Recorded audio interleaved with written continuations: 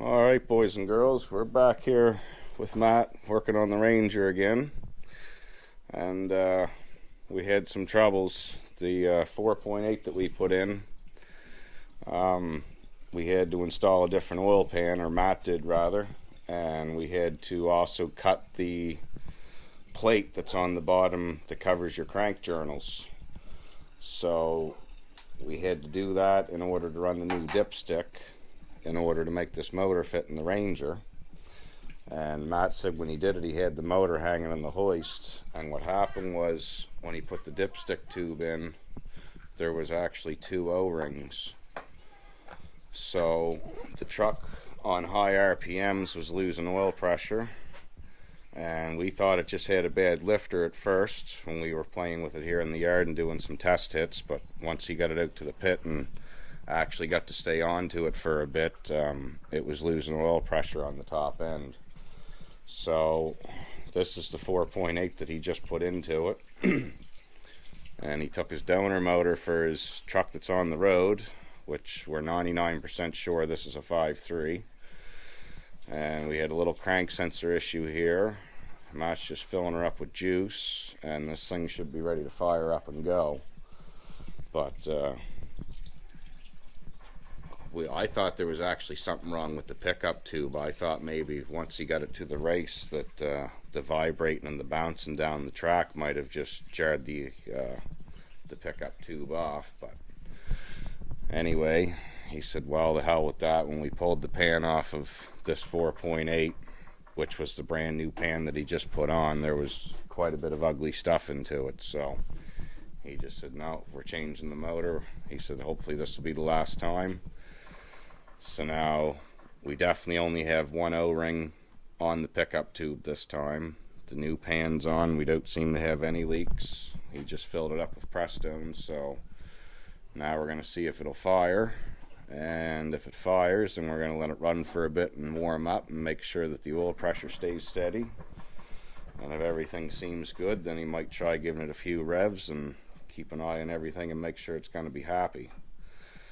But Matt got second place with that motor set up on a real mild tune.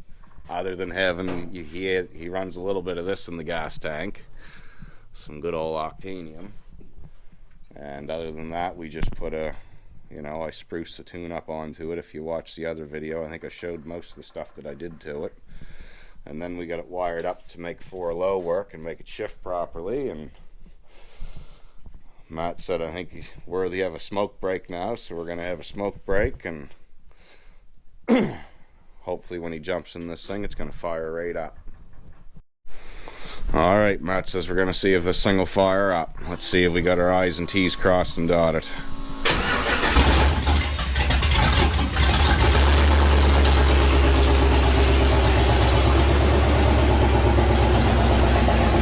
Sounds pretty fucking healthy.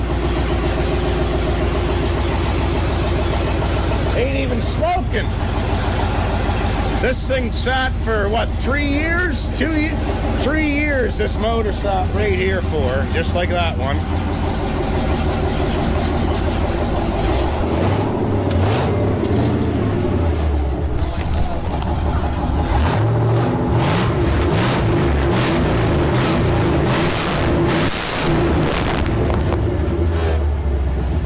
Looks like we got oil pressure, Matt.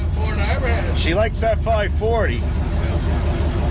But with the 540, it's like if it's any colder, like not a nice day like today, let it warm up before you.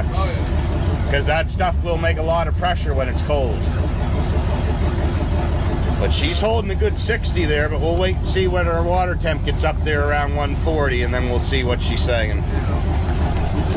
But not a bit of smoke. Smell the octanium.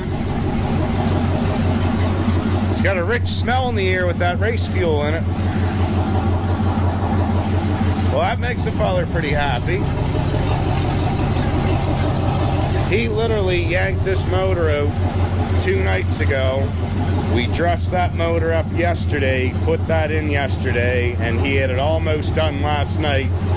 Just needed a few finishing touches today.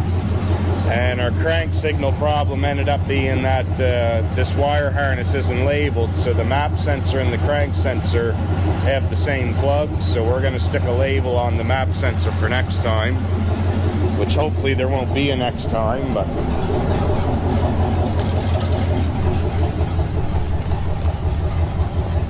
water temp's just starting to move and we still got a good 60 pounds.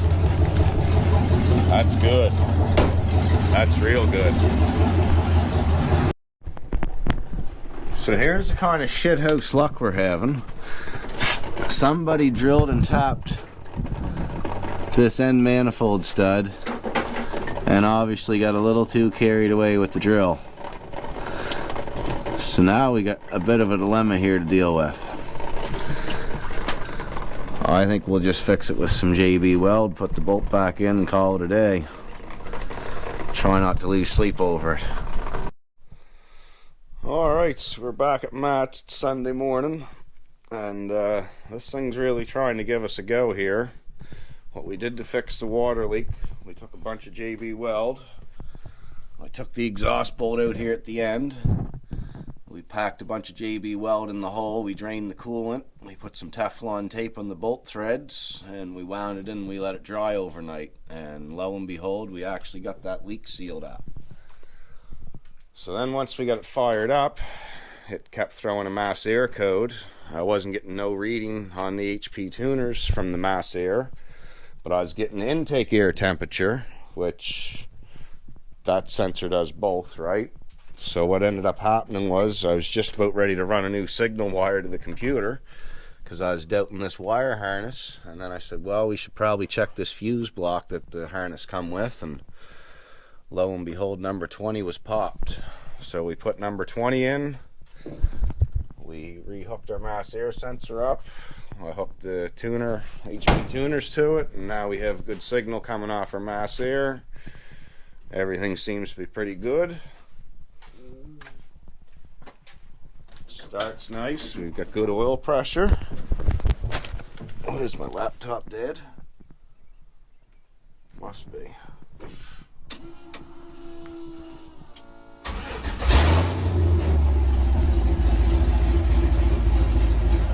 Look at that gear. She's up to temp and it's still making almost 60 at idle.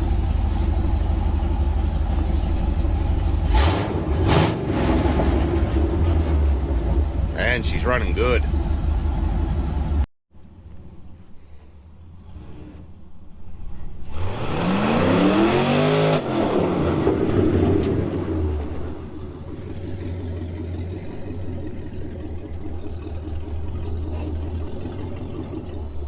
Tell you, that ain't all day coming to life. You're right.